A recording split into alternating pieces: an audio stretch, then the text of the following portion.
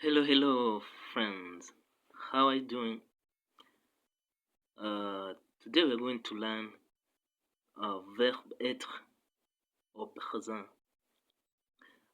In English, it's verb to be in present tense.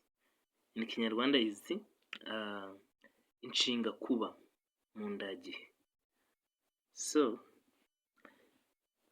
here we go. In English, verb to be in present tense, we say I am, you are, he is, she is, it is, we are, you are, they are. So if you want now to say like,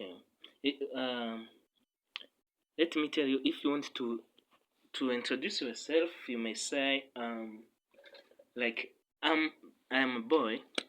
You see, I am a boy. I'm a boy. You are a boy. He's a boy. She's a girl because she can't be a boy. She's a girl. It is a cat. We are boys. You are boys.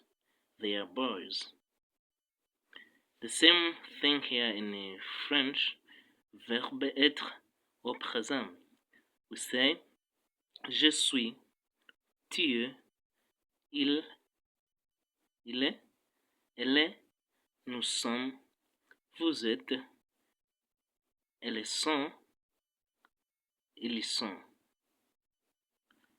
Je suis un garçon, tu es un garçon, elle est un garçon, il est un garçon, elle est une fille, nous sommes des garçons, vous êtes des garçons, ils sont des filles, ils sont des garçons. Now, in Kinyarwanda, it's simple.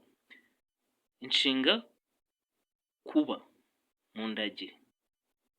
Kuba is verb to be. Verb to be in present. That is in Kinyarwanda we say inshinga kuba mu ndagihe. You can see ndi, uri, ni, turi, muri, ni. Now, letters that they are like a word which we use there. This name like ndi umuhungu. I'm a boy. Uri umuhungu. You a boy. Ni umuhungu. He is a boy. Ni umukobwa. She is a girl. Turi abahungu. We are boys. Muri abahungu. You are boys. Ni abakobwa.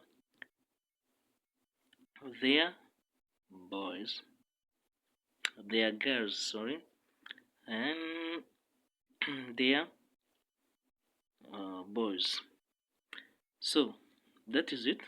Next lesson will be about verb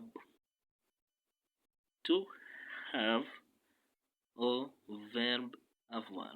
Thank you for supporting me. Just remember to subscribe here, Professor Sam 2025. Thank you.